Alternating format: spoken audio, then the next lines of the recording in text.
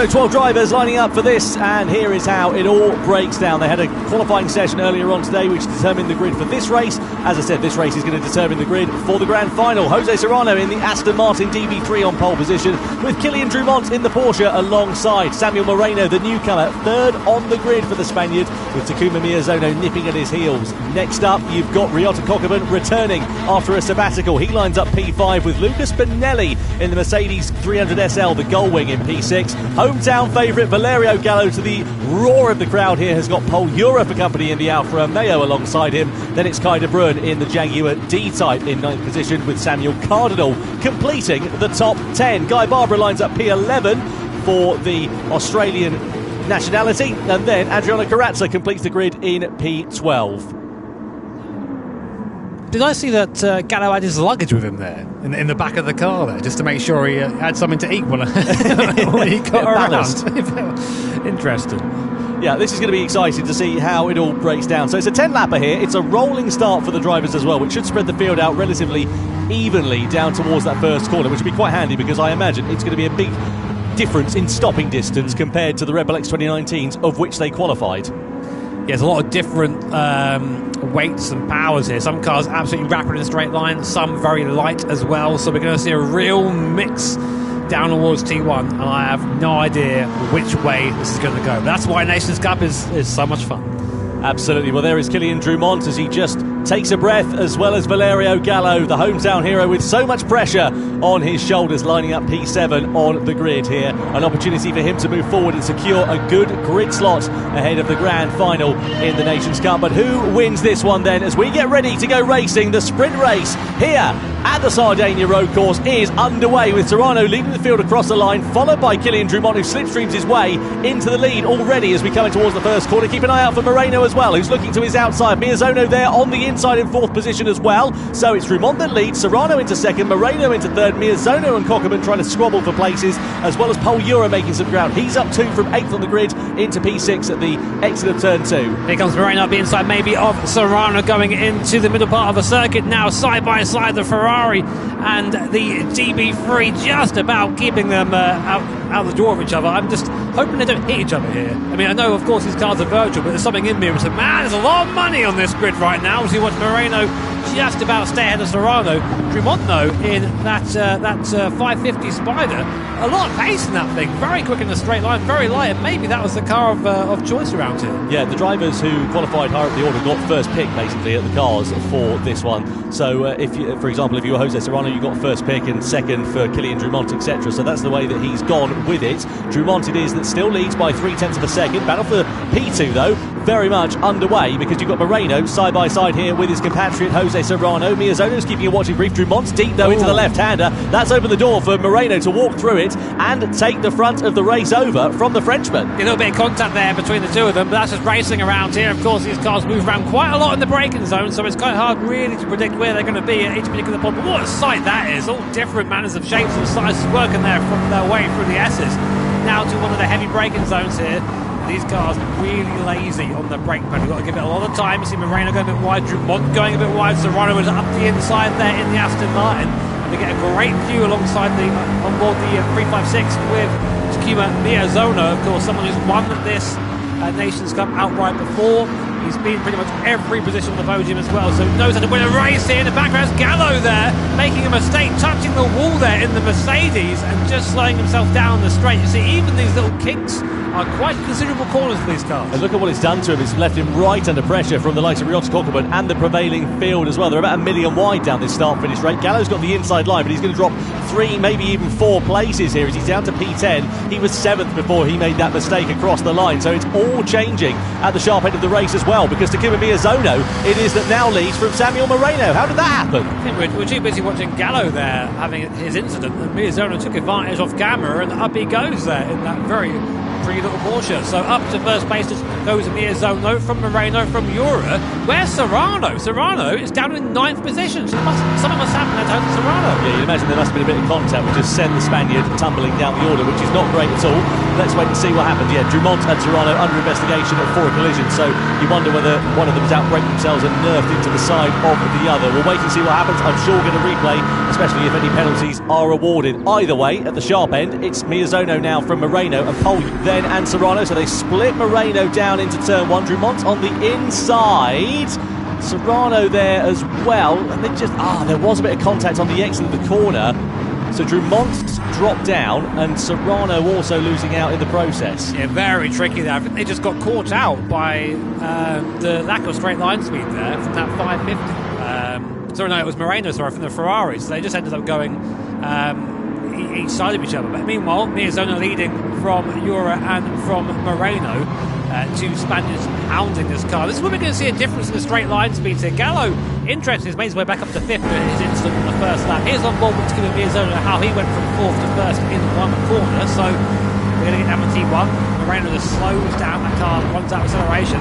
They'll have their accident, and Miyazono goes, well, thank you very much, mate. I'll take that. Up to lead I go. Problem with Serrano there is he's on the outside, and you're always leaving yourself vulnerable to situations like that. De Bruyne picks up a penalty for a collision there as well. He's in P4 as it stands, but will drop down the order, you would imagine. Top three looking to try and break away in all the chaos that's unfolding.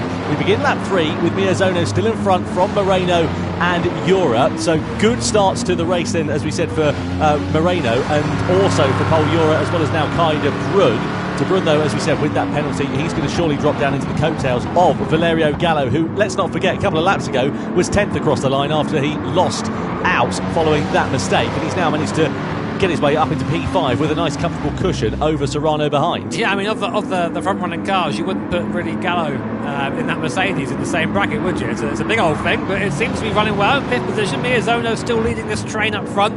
And I do enjoy these races where we see the different cars and different strengths and weaknesses. It's very grand Turismo for me. It's what the game's all about. As watching Moreno now maybe make a move on Miyazono. We know that Ferrari runs that off top end speed a little bit as we get up to the braking zone. Miyazono managing to hold him on the outside now, and you see putting back past. And that's going to be a bit of a difficult for Moreno, but he's got the brakes. Up the inside he goes, and up into the lead goes Moreno. So you're seeing the differences there. Moreno's car much better on the brakes in the corner, and Miyazono having that straight line speed advantage, but with Huck you have to wonder which is a better one to have. Right, let's have a look here at Kylian Dumont, who's attacking against Guy Barber and Jose Serrano. More contact there down to turn one. He's way too late on the brakes and biffs it into the back of Adriano Carrazza. Barber then gets into the side of it. The C's part for the Spaniard as Serrano goes through on the inside, and Dumont just looking like he forgot the pedal. Phenomenal. Oh, sorry. I mean, I've made that face a million times. I'm like, oh, oopsie. But, it happens. Like, this is what I was saying about the brake grip. Like, it's the braking distance are so much longer in these older cars. It can catch you out. It really can, especially when some of these cars are better than others. And we see it now. Miyazono absolutely rocketing by Moreno as he's just stuck there in the gear. Nothing else he can do. No more top end speed. And then on the brakes, just right back there again. And so is Pole Jura there, up on the inside. Pole Jura in the 8C Touring, and man, doing it in style is Pole Jura. I love seeing Pole Jura coming through on the inside. He looks like he's an LA gangster or something in that blacked out machine as he scythed his way through on the inside. Said hello, there we are. Gets the position on his compatriot and is through for second position as well. Look at the top three. They've managed to build up 3.5 seconds over the prevailing field. De Bruyne and Gallo are the next targets, and they're a fair chunk down the road. This is good for Valerio Gallo and possibly his grid position for the grand final. He's now all over the back of De Bruyne, who's just served that penalty following the contact that we saw. Watch this straight line speed of this Mercedes compared to the D-Type in front. Bear in mind, there's about 20 years between them in terms of age, but Gallo there just showing, well, here we go, choo-choo, thank you very much, mate, off I go, I've got another 20 or 30 horsepower on you. It's only got 4 gears though, I think. No, there's got, I thought he only had 4 gears there, but it's over 200 kph in something from the 20s. Not something I like to do. They're trying to outbrake a D-Type into the braking zone. Big shout from the crowd there as Gallo gets it done up into 4th position. So he'd be a bit upset, I think, Gallo, because that first group has broken away, and I think realistically, unless he has a really good run now, he's going to struggle to catch him. Serrano also recovering in the background there. But 4th place isn't a bad start. No, second row of the grid for Valerio Gallo at the moment as Kylian Dumont picks up a penalty for that collision that we saw a couple of laps ago. Meanwhile, all change at the front then as Pole Jura is through. for the race lead on Takuma Miyazono. So again, this story continues changing. And let's see whether we're going to get a breakaway here, because Paul Ura trying to build out a gap. What he'd love is Moreno and Miyazono to start fighting. But the straight line speed of the car that Ura is in there looking pretty handy as it stands for now. It does, but Miyazono also in that Porsche, again, very, very quick down the straights as that little mini Porsche there. So up the inside, outside, I should say, goes Miyazono in the 3.56. Going to have a little look. Oh, there goes Moreno too. So, you know, there really is, a top end for these cars. I mean, they run into the limiter in a certain gear. It's so interesting to see as Gallo has to defend from De Bruin there in the background, just about doing so, I think. But Miyazono, Moreno and Ura covered by only 4/10 of a second right now, and seemingly no one blinking. On board with Paul Ura. Look at this beautiful interior in this thing, man. The craftsmanship in here. All of that being thoroughly ignored right now, while Paul Ura just wrings the neck out of them, which is exactly what you want to see in these races. Just to give you an idea, by the way, of getting these cars into Gran Turismo, it's a very much an expedited process. It takes an awfully long time. You know, there's thousands, tens of thousands of photographs that have to be taken of each individual car. That's not including, of course, sourcing those cars in the first place. Then, of course, it's got to be scanned in the game, and it takes such a long time. So the level of detail is absolutely phenomenal. Meanwhile, Moreno not worried about the detail of the interior of his car. He is worried about the race lead, though, as he goes through on Miyazono once more, uses the advantage there of the slipstream. So that's good news for him. But I think it's going to leave him vulnerable again coming on to this next straight, isn't it? That's the problem with that Ferrari. So he's got to make up time on the brakes, but the question remains, if we get to the latter half of it and when we go through to those final couple of laps, is he going to be in a position to attack for that race lead, or is he just going to run out of puff? I don't really know. I mean, we've seen that the Moreno, I think he just gets past the start-finish line and the car starts to give up a little bit. So Miyazono's got to be close and have a good move. So because the Ferrari's good here out of the corners. He's got really good punch out the corner. It's light, it's nimble. But about now to get into fourth gear, the Porsche, which is also light, pretty powerful as well for what it is, starts to reel it back in, plus the draft as well. So let's get a little dress rehearsal. It's intended to last that. The start-finish line's onto that little gantry there. Would Miyazono make it? No, not quite. So that's good for Miyazono to know. Like, I need to be closer than that on the last lap if I want to win this race. So those little moves like that, it's all part of the game. Guy Barbara's having a good one as well. He's up into 7th position from near enough last on the grid. He was P11 where he started, so he's worked out quite nicely for the Australian driver. You see Samuel Moreno's pre-race ritual, taking a full nap and waking up just 20 minutes before qualifying. That's the Kimi Räikkönen strategy. Well, it's working so far. He's fighting for the lead here in one of the most prestigious sim racing events in the world. So you can't argue with that, can you really? I mean, here's Miyazono, Moreno and Ura all on your screen there. You're seeing the picture of Serrano working his way back up from 6th. He is catching Gallo, I think, but not by enough at the moment. Actually, at the moment, fast person on the track is Moreno, the only man to go into the 159s. So a lot of pace up front. On board here we are then with Valerio Gallo, all on the outside there. De Bruin directly in front of him. This is where we know that Mercedes is quite strong, and it might leave De Bruin vulnerable here to an attack from the Italian driver. The crowd are going to absolutely love this as he sends his way to the inside. Over the crest of the hill we go into the braking zone. Gallo is through for now on Kai De Bruin, but is De Bruin going to be able to use the nimbleness, the agility of that Jaguar to try and launch an attack? Look at how much better it is mid-corner in particular. Just can get that car rotated and turned so much tighter. What do you expect? You could fit one of those in Gallo's car. Like, it's a huge difference there. In fact, I'm surprised Gallo got out of the way if he can even see him going down the straight there. Here is Kai De Bruin. Here's his POV. All he can see is Gallo's luggage there. Wonder what he's got in there. That's maybe a question for the live chat. Have fun with that with the Raiders. So Kai De Bruin trying the outside line there, but Gallo just parking it. You don't want to be there. There's a barrier waiting to collect you on the outside there. And I mean, Gallo doesn't really have a choice but to park it, to be honest. That thing's so heavy. Yeah, it's interesting to see the different peaks and troughs. It's like watching a good revival race this, where you've got certain cars that are quicker in the corners, others which are quicker in the straights. And you can see visibly how much the advantage is there for Valerio Gallo as he just pulls away with ease from Kai De Bruin. This is Guy Barbara in P7 at the moment. Cockerman and Benelli close behind on these battles on the fringes, sort of on the top 10. Cockerman looking to try an attack here on Guy Barbara. Just gets out of the throttle, goes for the outside line on the curb. We know that's brave. Can he make it stick though as they run side by side with each other? So the Mercedes there on the outside. Barbara has the inside, which is going to flick back to the inside line there for Cockerman. But Barbara's not giving this one up. He's still parking his car very much in the places where Cockerman would like to. Down the back straight we go, into the left-hander. Honda. Barbara manages to hold off the charge for now, but it could open the door possibly for Lucas Benelli behind if they keep squabbling here. Kokeman's going to get it. He's been there side by side the entire time there, just trying to set himself up. But now, of course, he's on the outside for the next corner. There's Benelli there as well as we come in. Next corner to the left-hander. Guy Barbara just alongside enough to maybe keep the move. And Kokeman, can he? No, he can't. And now running side by side. And Benelli behind's loving this. He's right there now in that Mercedes. And they've got their straight line speed. They're going to shove their way past Guy Barbara. And Kokeman up to 7. Will Benelli be able to maybe run Kokeman as well in a straight line in the draft as well? These guys side by side at 200 kph. Braking zone coming up to the left-hander. Barbara's got the advantage. He's going to try and split the two of them.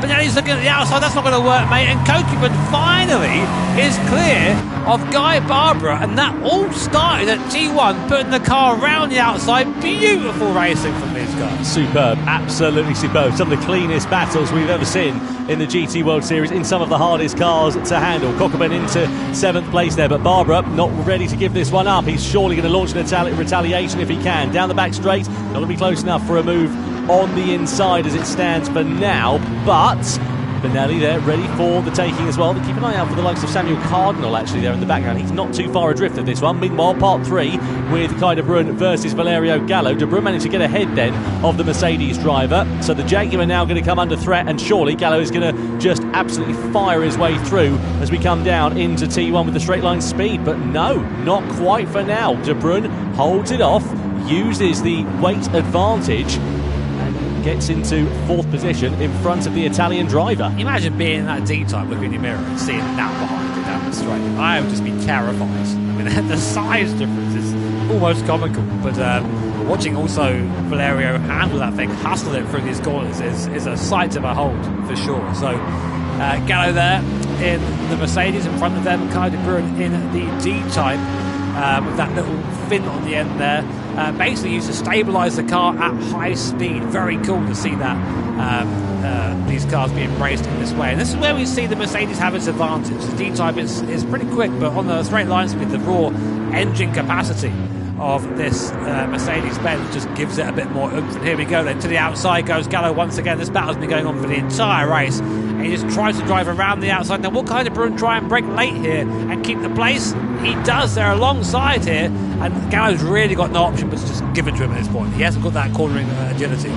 Yeah, just can't get the car stopped. He's heavier on the brakes there, and obviously the brakes just clearly nowhere near as effective as Kai de Bruyne, but the punch and the power out of the corner there for Valerio Gallo just allows him to get greater speed, and he just goes through on Kai de Bruyne like the Dutchman was standing still. Meanwhile, sharp end of this race, Miyazono, Moreno and Euro, we've not mentioned them for a few laps. They're still separated by a couple of tenths of a second. I'm sure we'll pick that up over the last couple, but Gallo into 4th place for now. Sure, we've not seen the last of it though. Look at these two. You couldn't have 2 more different cars fighting each other, and that is just, for me, the joy of Gran Turismo. You see both of them have a bit of a smile on their face there. He's like, whatever, nothing I can do here. That's just part of it. That's part of having these different cars in these Nations Cup event. Every session matters. The qualifying session to pick these cars matters. This session matters. Of course, the grand final dictates everything else. And there goes Kai de Bruyne, past Gallo again, and on board there, about 5.5 metres of bonnet or hood in front of you there, and a nice big aiming reticle with the Mercedes AMG 3 stars there. Yeah, you got him quite literally in his sights. Meanwhile, sharp end of this one, Moreno now in front from Miyazono, so it's 2 Spaniards with a Japanese driver in the middle of that sandwich. Through the left, through the right, they've been nose to tail for the last few laps of these drivers, and you would imagine that it's going to start to kick off before too long. Euro there has a bit of a look to the outside of Miyazono, who goes for the sort of shallower inside line down the back straight, but then ducks over to the more traditional racing line. This race, just to remind you, determines the grid position for the grand final in the Nations Cup, which will be along the way in the not too distant future. Under the bridge we go though. If you're going to think about launching an attack here on Takuma Miyazono, he pulls alongside the Porsche driver, just backs down on the throttle, gets out of the slipstream. Of course, Miyazono has got that hole in the air being punched in front of him by Moreno's Ferrari as well, and it's as you were as we come into the braking zone. Or is it? Because Euro finds a gap on the inside. Miyazono pushes the curb on the outside there, and Euro tried to launch something on the exit of the corner, but the circuit there, as you can see, just jinxed right, and he runs out of room to do it. Man, that Alpha there in 3rd place can be solid Mr. Burns vibes. It's so cool to watch, but I have to think they're just waiting. at this point. They're just waiting, because I think Miyazano knows that if he's close enough here, he can win the race just from here, just by hitting the gas. And Pole Euro, same sort of thing. That Ferrari isn't the quickest, but they've given themselves an 8 tenths buffer to Moreno in front now, so they've got to be careful with it. They can't fight too hard, otherwise Moreno is just going to get away with it. And we know that Ferrari in front is good for the twisties. Here is Miyazano, here is Pole Euro. Let's see how close they get down towards T1, and whether Moreno can build a gap or not. So, on to the last lap we go. I wonder if there might be a bit of tactical gamesmanship here from these drivers, as Miyazano then goes for the outside line here on Samuel Moreno.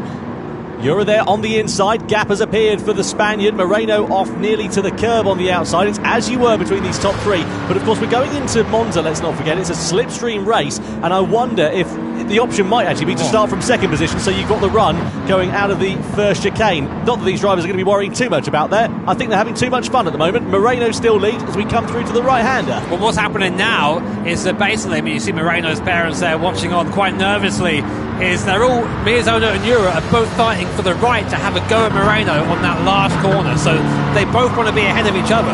They've got to be careful here, because if they end up knocking each other off the circuit, that gives this win and pole in the final to Moreno. So we've got on board with Pole Euro now. Here's really his last chance to get ahead of Miyazano before the final corner, but here's where that Porsche starts pulling, and here's where that Ferrari starts lacking. You see Miyazano opting to actually slow down there. Moreno goes defensive. Will Euro go around the outside of all of them? He's going to try and do it, but I don't think he's going to make it. Miyazano and Euro side by side. Pole Euro, he does make it around. He's got the ideal line here, but they're 2 by 2. Oh my word, Tom, and the Euro is through up into P2. Phenomenal bit of driving there from Pole Euro as he goes into second position. Next target is his compatriot Samuel Moreno then. So we flick it through to the left-hander. Just one more big braking zone now remaining as we're right on board here with Miyazano, who fancies another attack against Pole Euro. I don't know if they're going to be close enough to lunge up the inside of Moreno. Euro has a half look, but Moreno's got the line covered off. It's now going to be a run to the line here in the sprint race to determine the grid for the grand final. Moreno, Euro and Miyazano is your order as they exit through the final corner.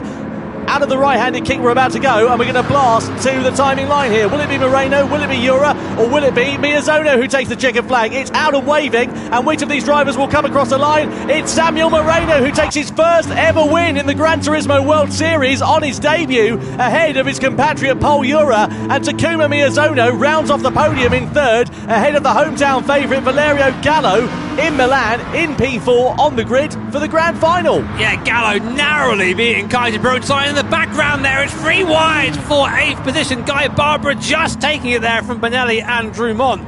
So amazing battles up and down the field, but what a mature race there from Moreno.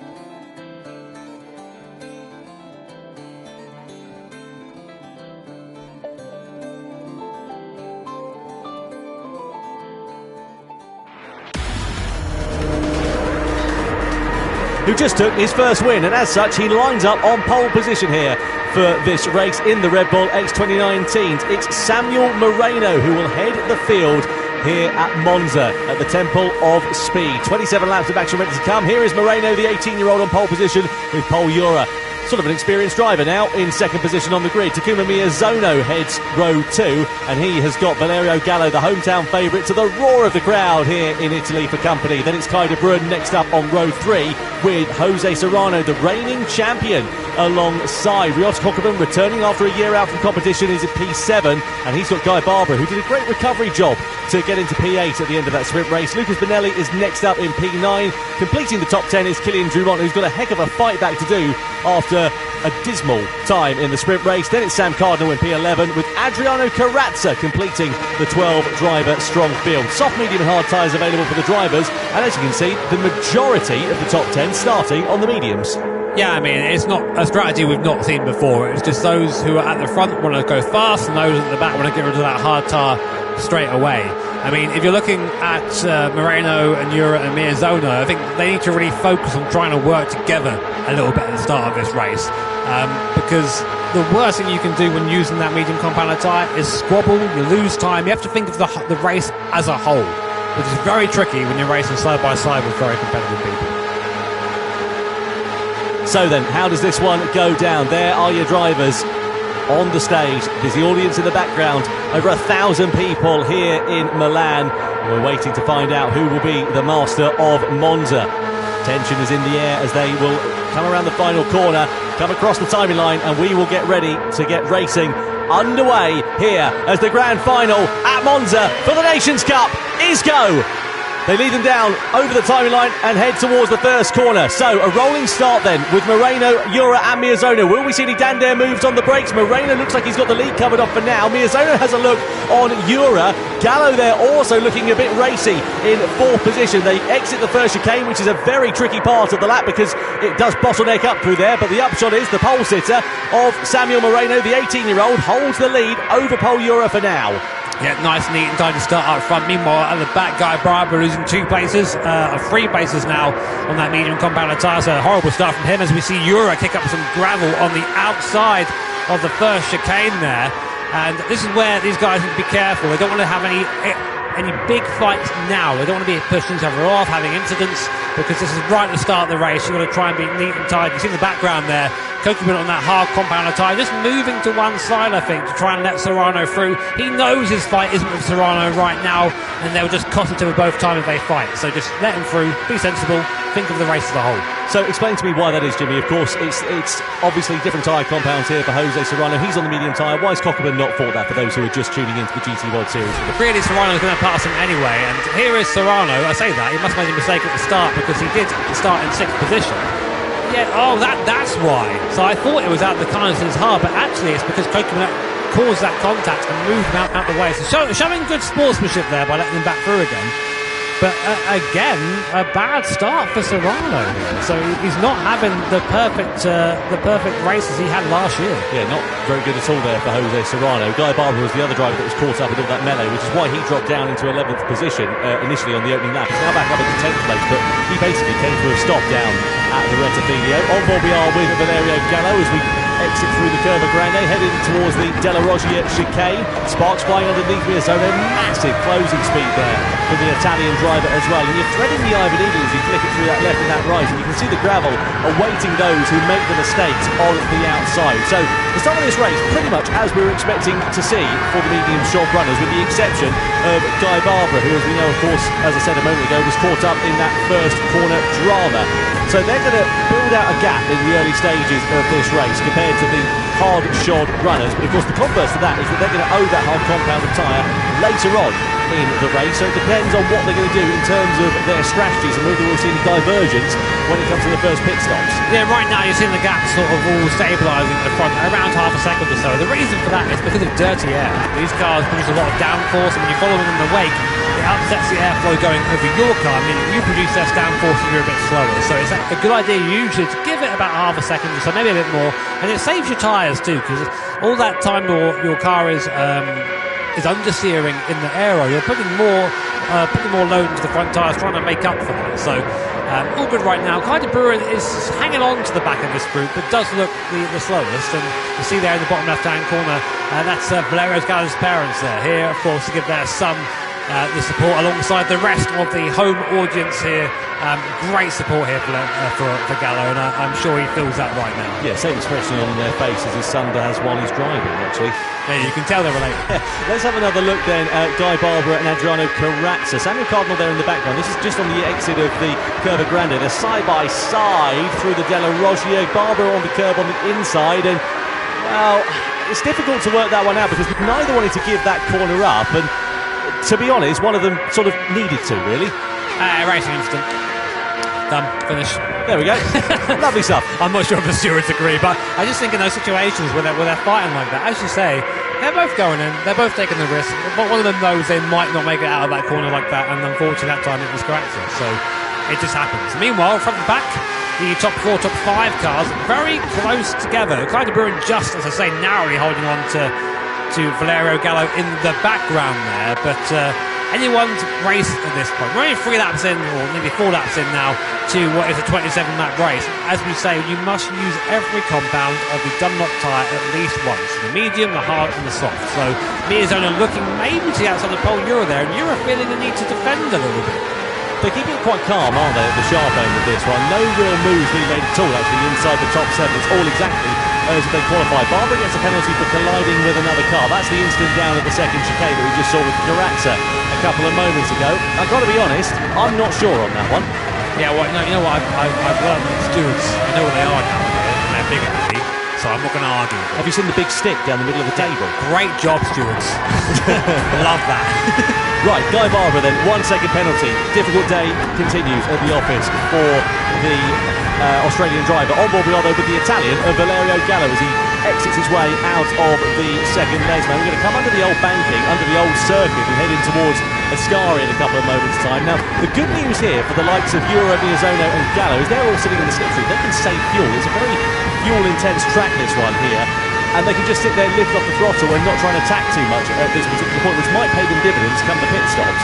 So you see there, Gallo really thinking about having to move and then going, actually, no, I'm going to just do what you say, just save this fuel, just get off the throttle, use the slipstream to pull the car along. And the result is just fuel save, a shorter stop at the end of the race. Now, someone who is not going to be doing this, who's not going to be saving fuel, is Moreno at the front of the field. Now, saying that Gallo looking for a move now on Miyazono, thinking about it. Now, will Miyazono fight this? Yep, Gallo there up into P3, so clearly he thinks he's a bit quicker at this point. But will that break the toe to Pole Euro in front? 8 tenths is the gap now. Gallo, we know, is quick in these cars, but I think it's fair to say sometimes can be a little bit inconsistent in how they are. So he's got to really get his head down now. Gt7 also on Miyazono. They're looking into second chicane. Will Gt7 go through? If he does, so Miyazono goes from 3rd to 5th in 2 corners there. And that's what happens, I think, maybe when you let someone through. Just to give you an idea of the difference in pace there, Gallo last time around 26.3, De Bruyne 25.8, Miyazono 26.6. So Miyazono must have made some kind of a mistake, you would assume, through that final corner or something. They're just being slowed down by Moreno. Right. There's a bit of draft going on here as well, so that shows them all up. Here's Guy Barbara. Here's the reason why he got a penalty. There's the first corner. It's for that. Okay, fair enough then. Yeah, I mean, that you could argue that is a penalty. It's avoidable contact. And Killian Drumont's opinion on that is, well, nothing. Good. Okay. So here is Moreno, Euro, and now Valerio Gallo, who has moved back into a slipstream range here. And you have to. Oh, I thought they come into. I thought they come into box then. Moreno with a very sharp line, but he's just taking the least possible distance to start finish line. Good point of discussion actually in the driver briefing for these guys this morning actually as well. We were talking about this, about can you dart like you're looking into the pit lane and not come in, and the stewards have said, yeah, that's fine, you can do that basically. So that's why they're coming into the pit lane, basically trying to sell the other drivers a dummy, and see whether they will come in. We've had 4 drivers box at the end of lap 5 then. So Cockburn, Drumont, Benelli and Cardinal all into the pit, all on the hard tyres and switching to the mediums for their first stop. Yeah, I'm not surprised. Get off that tyre as soon as possible. Now, interestingly, you might be thinking, why is Paul Euro not making a move on Moreno? Why is he staying? Why is Gallo kind of staying there right now and pushing? Because this might be where you see Moreno's inexperience get him a little bit. Yeah, sure, he's leading the race. He's got a big number 1 next to his name. And talking of numbers next to their names, Miyazaki picking up a 0.5 second penalty. That's track limits. So the start of this race really not going to plan for Takuma Miyazono. But to finish that initial thought there, where Moreno's up front, he's punching a hole in the air for everybody else. And everyone else behind him is saving fuel. So, mate, it feels good right now to be first, but everyone else thinking of a lot. Yeah, we see this a lot in something like Formula E, for example, where you've got to lift and coast and save energy over the course of the race, and that's why you see a lot of slipstreaming battles. And the same principle applies here in this race. The upshot is that's Moreno now at the half-second lead, but as you say, needs to be expending a little bit more fuel and also probably using a little bit more tyre life, you would imagine, just to try and stay at the sharp end. This actually is a bit of saving grace for Serrano, because then puts Miyazono back into slipstream range for Serrano, who's sort of fallen off the back after that instant start. And just like that, Jose Serrano is back in contention. Of course he is.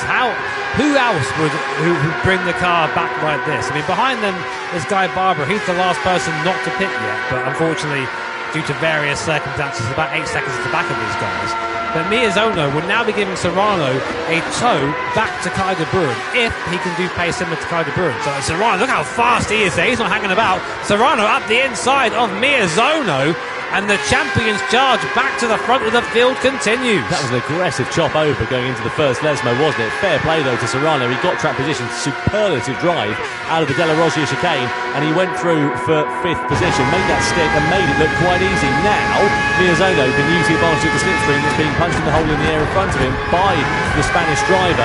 The question is though, Serrano has got 1.5 seconds to Kai de Bruin in front, so he needs to try and set basically a couple of qualifying laps to get himself off of the Dutchman. Let's have another look and see how it all worked out there. So Miyazono through the Della Roggia, particularly made that much of a mistake, just a little bit wide in the second part of the corner. Serrano said thanks very much, great exit, and just side on through. He just seems to have much better traction. That's all I can say there. And there's not that big of a difference, if any difference, in their tyre life. So it's just a better technique, it seems. Miyazono going back at Serrano, giving a little bump down the straight there. That's not allowed. No bump drafting allowed in this series. Although if I was Miyazono, I'd be like, I tried to pass him. I was trying to move out. I just misjudged it. Sorry, Your Honour. Yeah, sorry, mate. Don't look at it too. Gallo with a penalty for track limits. This is what I'm talking about.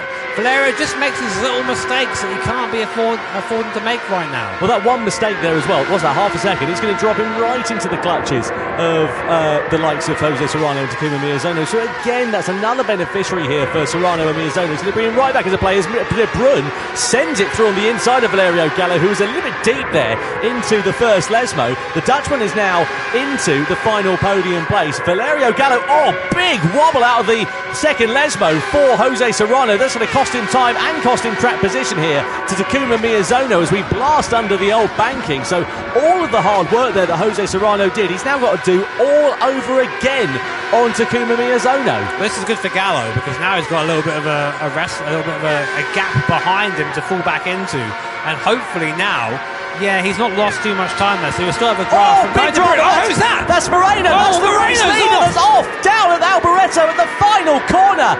Goodness me, what has happened there to Samuel Moreno? Huge drama at the end of lap 9, and the race leader, the rookie who has been so supreme in the Nations Cup thus far, is plummeted down the order and out of the lead of the race. I had no idea that. I just saw him sideways. I have to either assume he caught the grass on braking, or he was assisted maybe by Paul Euro. I don't want to say that before we see it, but and Kai de Bruin with a penalty as well. So now Gallo's coming back into it. Man, this race all over the place.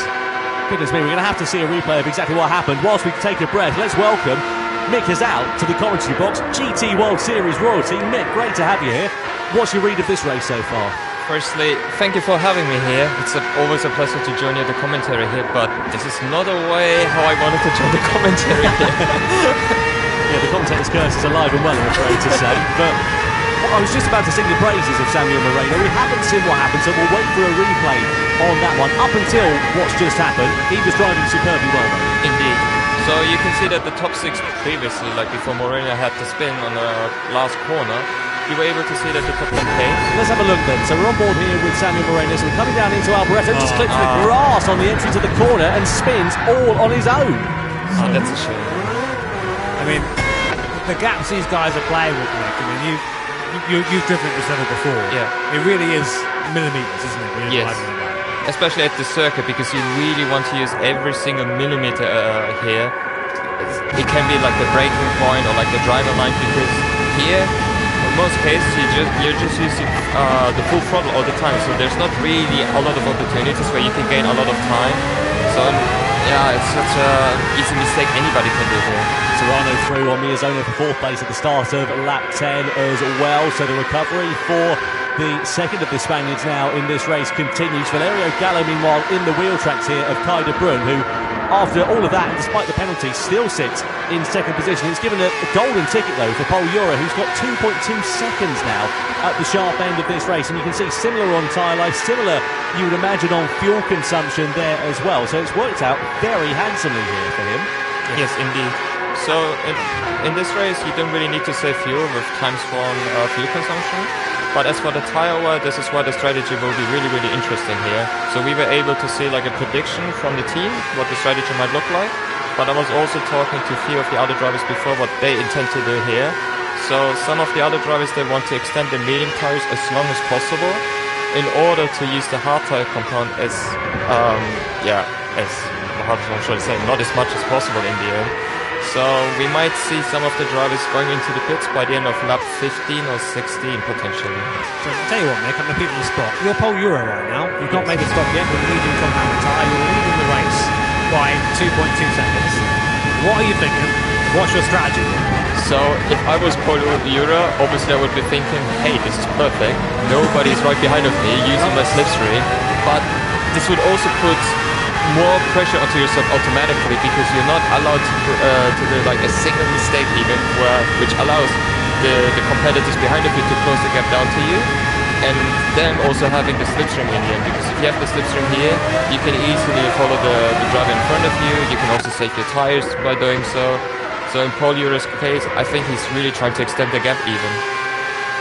So Paul Ura it is that leads then, 2.3 seconds the gap he has over Kai de Bruyne. Moreno's picked up another penalty just to compound his woes there in 6th position. That's the sort of snowball effect that can happen really. You end up with one unfortunate incident and they just sort of come along like London buses, and unfortunately for Moreno, presumably a track limits one, because we didn't see anything flash up on the screen, but that's going to cost him a bit more time and give him a few more headaches later on in the race. On board we are meanwhile here with Valerio Gallo, the hometown hero in the slipstream still of Kai de Bruyne. Do you think he's just going to be, again, biding his time, waiting and saving fuel at this stage? I think so. I mean, even at this stage here, they don't really want to allow themselves to go into a fight, because if they would fight right now, this would only allow Paul Ura to pull the gap even more, and you would just give Paul Ura the victory at this point. So I think they're trying to work together by this stage, and let's see. But do you think maybe, because I get the impression that at the moment Paul Ura is a bit quicker than Kai de Bruyne, just in this straight fight. And if you're, the lap time wise, it's about 2 tenths between the two. If you're Valerio Gallo, you think, come on mate, get on with it, because he's getting away. I'm going to overtake you so I can lead instead. We'll catch him together. You're completely right. What do you do there? Because obviously you're stuck between not wanting to have a fight, but also like, come on, give me up. I think in Valerio's case here, you would probably look at Kai's pace for the next couple of laps to see whether he's really able to follow Paul Ura's pace. If he's not able to match the same lap times as Paul Ura, then obviously Valerio Gallo is probably going to try and overtake Kai as soon as possible. I have a small question. Obviously, you've been a competitor here in the past. Have you ever been tempted just to reach over and be like, "Wait, come on, get out of the way," and just tell someone to get out of the way? they're right next to you. Oh, look at here. Yeah, De Bruyne made a mistake in the second part of Ascari there. That's allowed Valerio Gallo right on his rear wheel. But you can see again, he's lifting out the throttle, just waiting here, isn't he?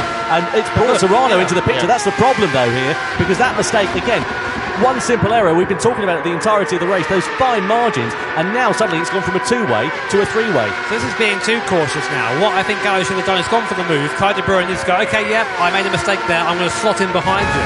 And all work together.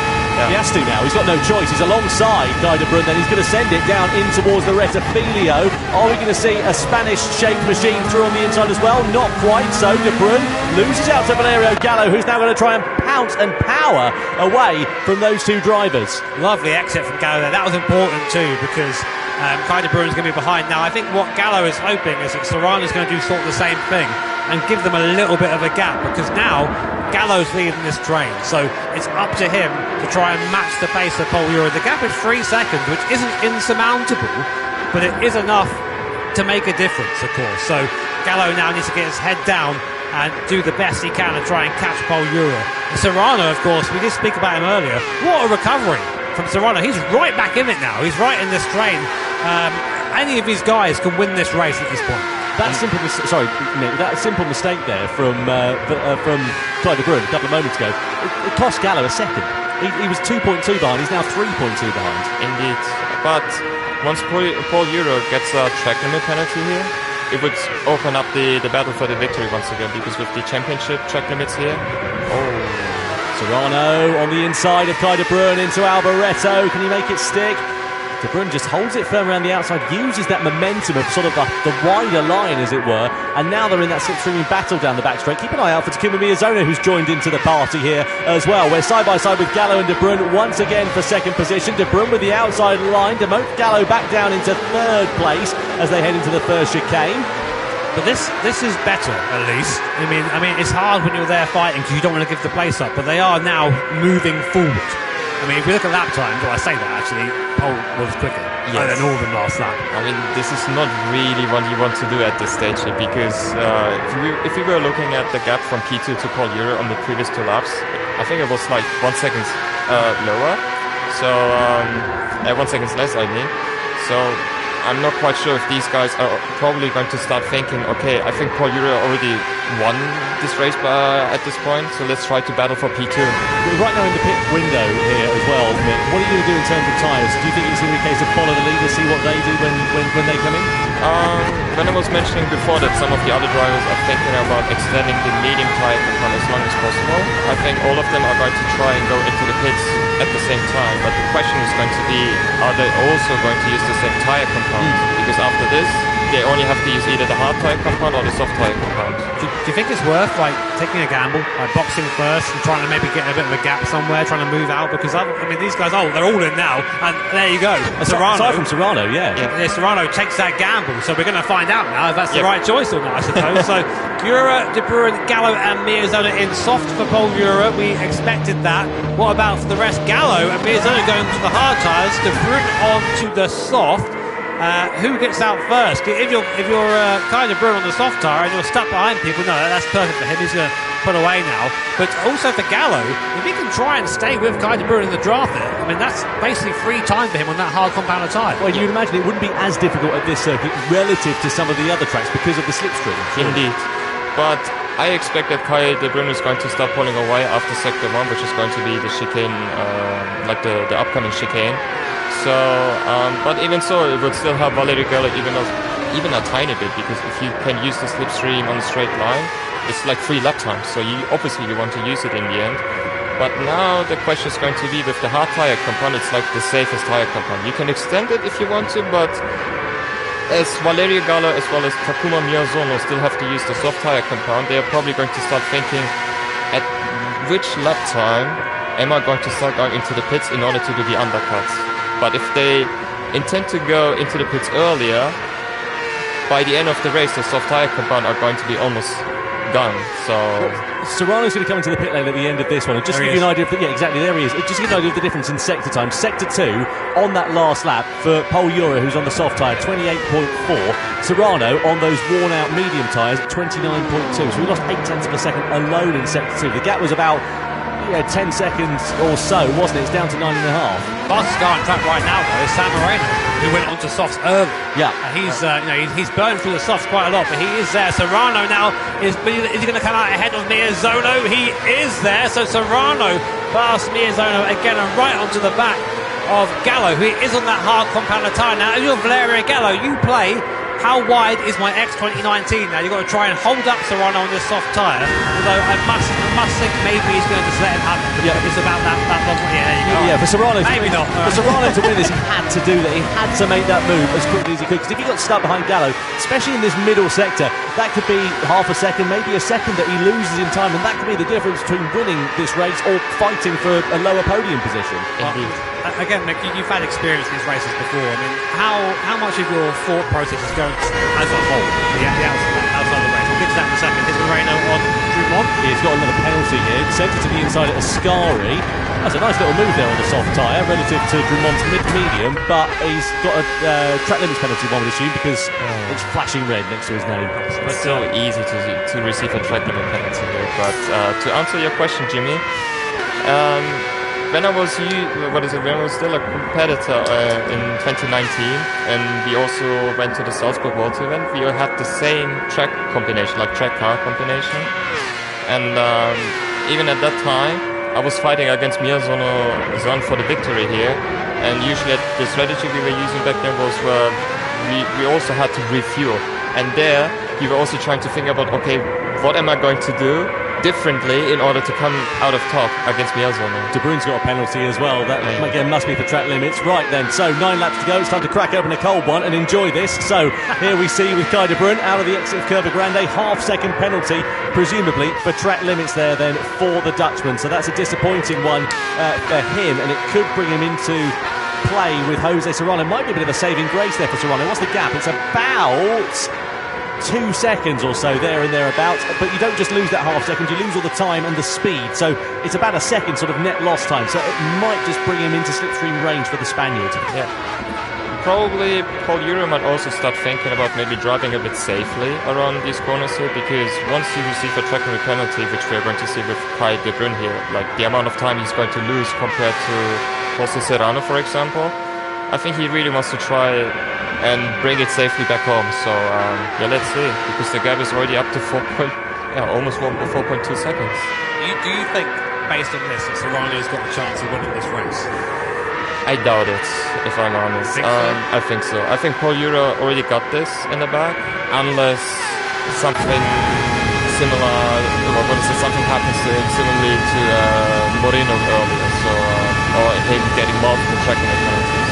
It's worked out really nicely here for Europe, because he's been driving almost like a qualifying lap the last couple, really. 1:24.4. Serrano's now matching that in terms of pace. The problem is it's just coming too late here for Serrano, and Euro's just built out that gap to 4 seconds now over Kai De Bruyne. 1.5 seconds further back from him is Jose Serrano, and that's the advantage there of being in the lead, sort of dictating it. And that overcut, the pit stop strategy's worked out really nicely. He came out in clear air, and he's not been fumbled since.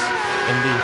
And with Valerio Gallo and Takuma Miyazono, for example, as they're still using the hard tyre compound here, I think they might still continue for another 2 or 3 more laps and trying to finish the race on a soft tyre compound. But the issue with the soft tyre compound is it wears so quickly, so any single wrong movement you do with the car around the circuit here is going to affect on your tyres. So the soft riders really have to look after the tyres. So Moreno gets a warning for bump drafting there. He's also picked up another penalty for his troubles, as well as also Ryota Kokubun there down in 8th position. Do you think there could be a possibility of a podium in the closing stages of this one once the final pit stops have made? What's the gap to himself and Serrano? 5 seconds? I mean, it's a tall order, but is it out the realms of possibility, given that Serrano's going to be on the hard tyres at the end? I think it's doable, because we also have to remember that once Valerio Gallo and Takuma Miyazono are going to be on brand new soft tyre compound, the other competitors in front of them are going to be in worn soft tyre compound. So they're already going to gain a lot of time compared to the drivers in front of them automatically. And with the hard tyre compound being the slowest tyre compound in general, it's going to be a really interesting and exciting finish to the race, I believe. We're going to have an interesting situation coming up soon as well, with Moreno and Drummond both catching these two, Gallo and Miyazono, on these tyres. Of course, it's in these guys' best interest to try and facilitate any pass as easy as possible, or get to the box and get them soft soon. I'd love to see our little tire graphic again, because I've forgotten how long these soft tyres can go for. Tom, do you remember how long they reckon they go for this race? Oh, some laps, yeah, I can't remember off the top of my head. Hang on a minute. We'll get our Dunlop tire graphic up again in a second, so we can definitely remember what that information was. But you have to think that as soon as there it is, that's it on cue. So basically we're getting to a point now where maybe they're thinking about Gallo Mizzoni coming in for that soft tyre and then just going hard at the end. Yeah, it's going to be 7 laps to go at the end of this one, isn't it? Mick, thank you so much for joining us. Really appreciated your insight. Absolutely phenomenal. As always, go and find a comfy seat somewhere and enjoy the end of this race. Yeah, thank you for having me here, and hopefully I'll be able to see you or join you guys on the next time and enjoy the commentary. Always a pleasure, Mick. Thank you so much. 2019 champion Mikael Hazal joining us here for the Nations Cup. Gallo in, Miyazono in at the end of lap 19. Cockburn also in. Cardinal, the last pit stops are now taking place. So Gallo and Miyazono, they're going to go onto the soft tyre. Cockburn, Cardinal, Benelli, etc. They're all going to go onto the soft tyre as well at the end of this race. So they'll be in a good position in terms of their pace. But it's Gallo and Miyazono, the two drivers that we need to really watch at the end of this one. Now they're out of the pit lane, they're on soft tyres, and crucially, Jimmy... Oh, Euro, penalty. Yeah, that must be for track limits, surely. Maybe. I mean, this is what Mick Hazal was talking about. Sorry to cut over you there, Tom. Whoa, it just shot me there. This is what Mick was talking about. You pick up one of these, or a couple of these, and this can unravel your race. And he was saying it's so easy here, because they've recently changed the white line rules here.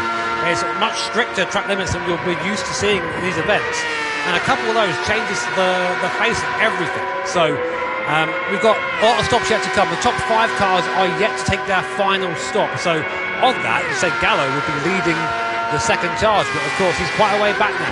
Just to give you an idea of how much time Euro lost, he's just served that penalty. It must have been half second then for track limits. He's lost 0.8 of a second as a result of that. So it's a half second penalty, but of course the lost time from the speed that you then have to get back up to. So the gap has gone from 4.2 down to 3.2 now, so a second net loss time as it's all worked out here. As we look at Kai de Bruyn, still owes a pit stop. Moreno also owes a pit stop. He's been on the soft tyres in the middle stint of the race, and he's going to be going on to the hard tyres at the end of this one, so I don't think he's going to be any particular threat for the top 5. Drew Mont also into the box there as well, who'll be going on to the soft tyre, so you'd imagine he'll be mugging Moreno before the conclusion of this one. But we again need to keep a close eye on Gallo and on Takuma Miyazono. They are the two drivers to watch. They're on the soft tyre. The 3 in front of them all owe the hard tyre in the closing stages of this race.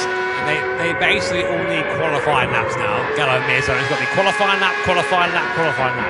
Think Schumacher, Hungary. It's got to be like that. You've got to go hard and go fast. And you know Gallo and Miyazono are able to do that with only 6 laps left remaining. There is Paul Ura's family here to support him as well. We're currently watching their family member in first position. Can he keep it there? The pressure though may be starting to get to him with that penalty.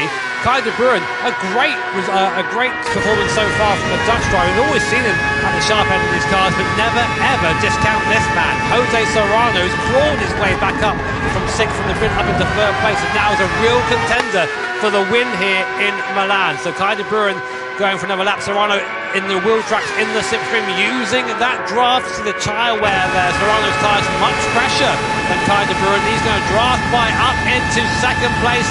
Goes Jose Serrano past Kai de Bruyn, but de Bruyn's not giving it up. Yes, he is.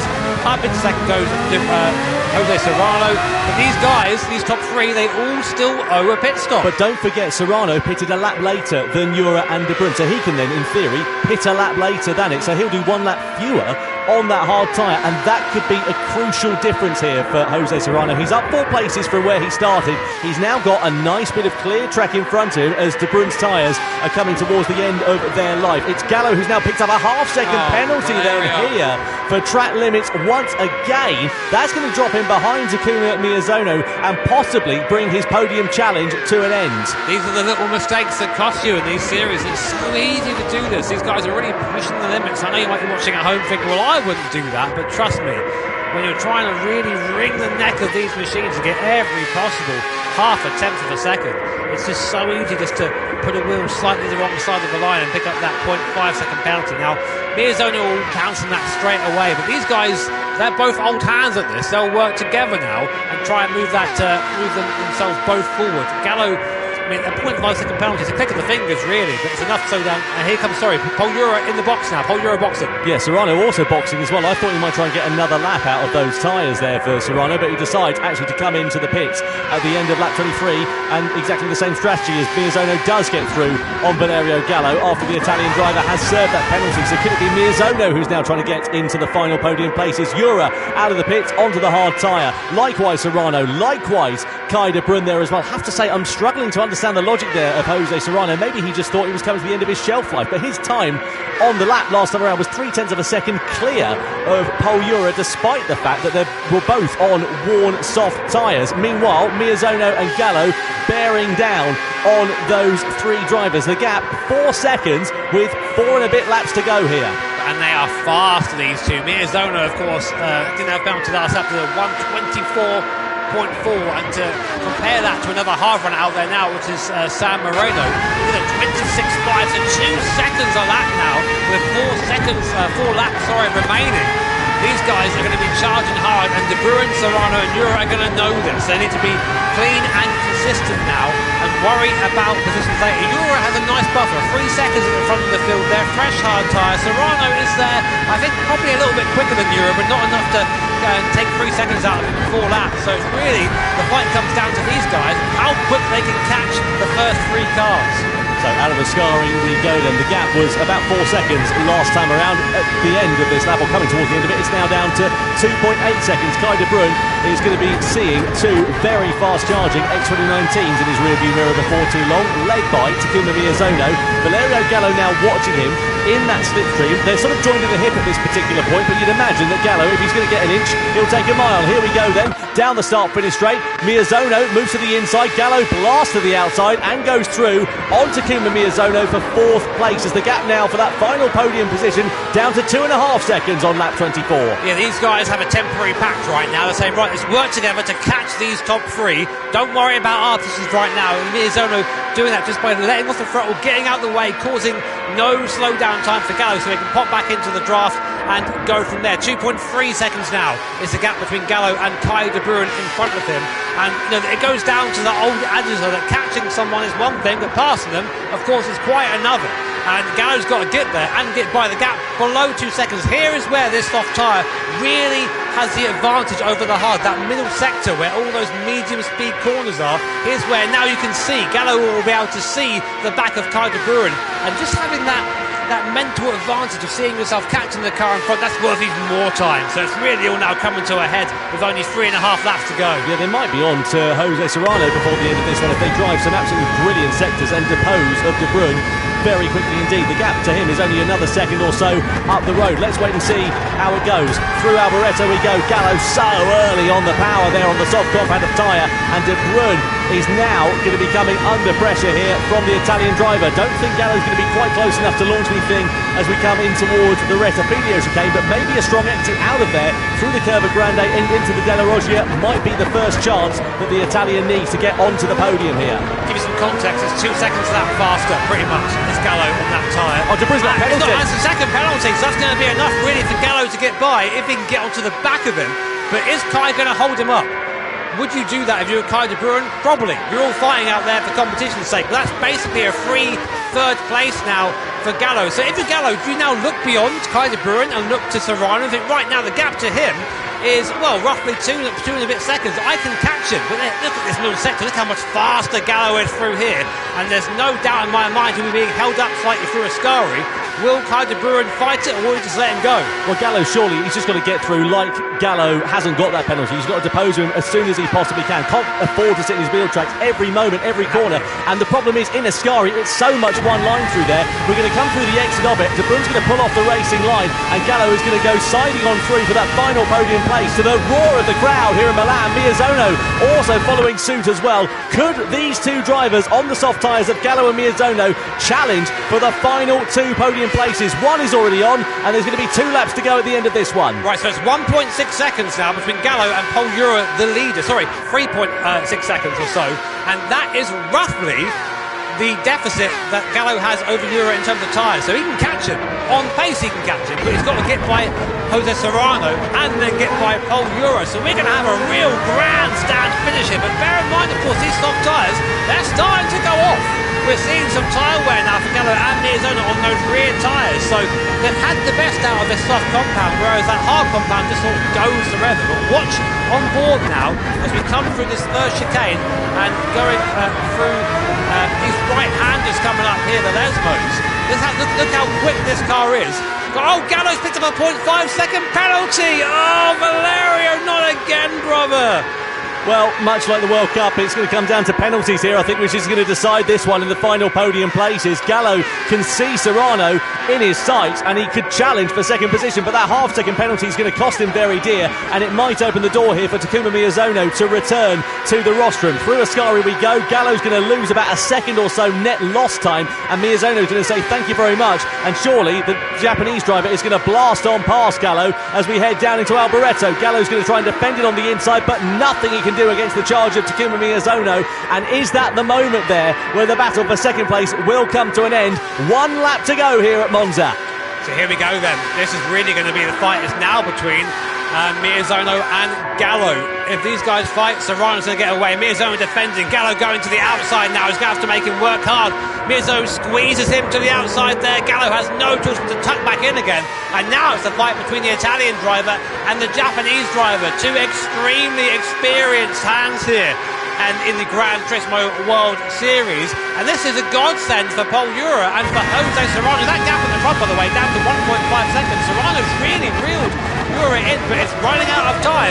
Likewise are these two on the soft compound tyre. Oh, Gallo's made a mistake. He's off. He's hit the grass and he's drowned. The pressure gets to Valerio Gallo and he is off, to the dismay of the home crowd here, but to the elation of Miyazono, Serrano and Euro. Oh, what a shame for Valerio Gallo. Stunned silence turns to consolidating applause for Valerio Gallo as he drops down to 9th position following that mistake on the final lap, demoting him out of podium contention. Such a shame there for the Italian driver who was being superlative out there on the circuit. It's going to promote Takuma Miyazono onto the podium, who hasn't actually won a race, of course, since 2024 in the World Finals. But for Paul Euro, what a drive it has been for the Spaniard. An absolute commanding performance as he exits out of Alboreto, takes to the line and to the checkered flag. Paul Euro wins the Nations Cup here at Monza for the opening round of the Gran Turismo World Series in Italy, and it's a Spanish one too, with Serrano leading them home in second position as well. Takuma Miyazono on the rostrum in P3. A fantastic end to that race. Drama right down to the final stages. Delight for Paul Euro, delight for Serrano and for Miyazono, and dismay for Valerio Gallo.